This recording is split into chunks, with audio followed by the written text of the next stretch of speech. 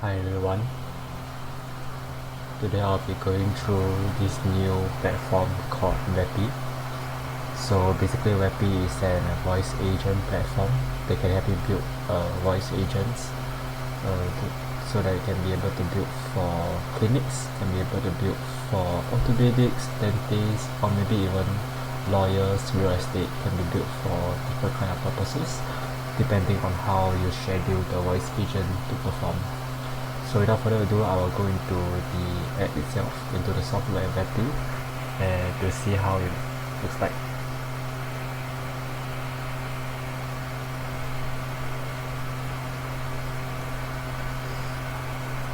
So going to Vapi, here is how the page would look like. There's a bunch of different sections they can look at. Mainly under the build sections, there's assistant, tools, phone numbers, and a bunch of different features as well as observe. But we'll be mainly building a voice agent on Vapi itself. So we'll go through assistants first. So under assistants is where you create the agent itself. So under assistants, I already created an agent already. I've created an agent for orthopedic. Basically, this orthopedic assistant will help with taking calls and help to schedule appointments, as well as handling FAQs, cancellation policies, rescheduling, all the kind of stuff that the usual receptionist will do for an orthopedic setting. So going down, we have the provider, the model. First message mode is whether the assistant speaks first or whether the user speaks first. As well as the first message. So when you were to call the agent, this is the first message you give, which is hello, this is Amy from Happy Life Orthopedics. How may I help you today?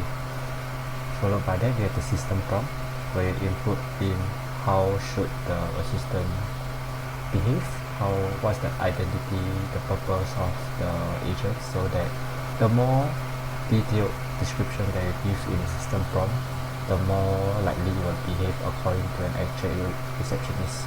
So the more clear your prompt is, the better it will be.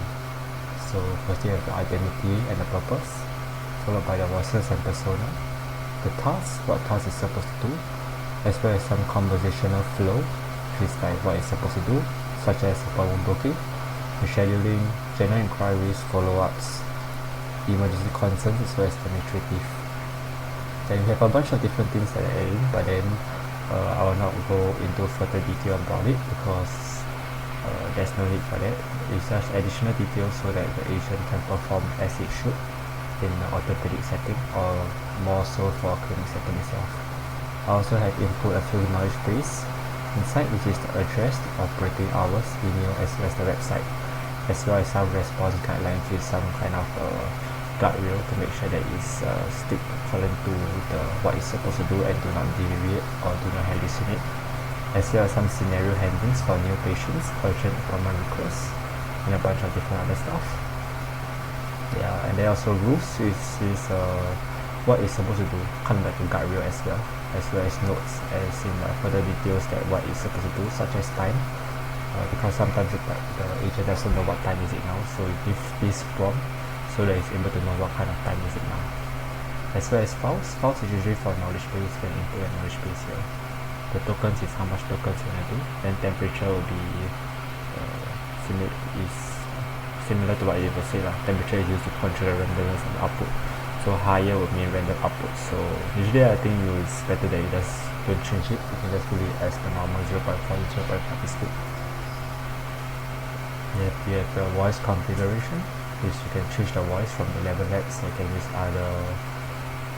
Vapi as well, Vapi voices, Cartesian voices as well. But that's using 11 labs for this demonstration purposes, as well as the model. Additional configuration, which is, let's say you want background sound, can have office sound, cannot have office sound, but basically having an office sound is better because you want to make like an actual office setting, so it doesn't sound like this from a bot that is speaking. As well as transcriber, usually I don't touch all these. Transcriber is basically how once you speak to the agent, you will transcribe it and then transcribe it into text form so that it can be read by the LM and then transport the output itself. So I don't usually touch the transcriber itself. Tools is basically, let's say you want to retrieve tools or like retrieve the knowledge base from the tools, you can use this. As well as predefined functions, we don't usually touch custom functions or predefined functions.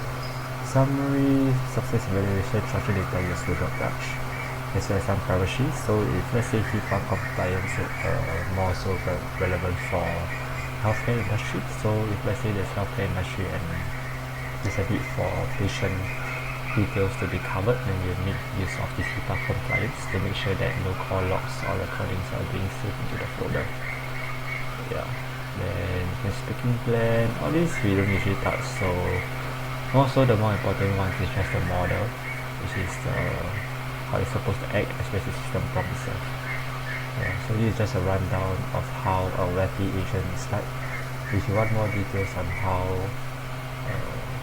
more detailed explanation of how the Vapi is like, and how you want a more in-depth demonstration of how Vapi is like, how it can converse with an actual human, and whether it's able to integrate with other tools as well, to drop in the comments below and I'll try to answer them. That's all for this video. Thank you.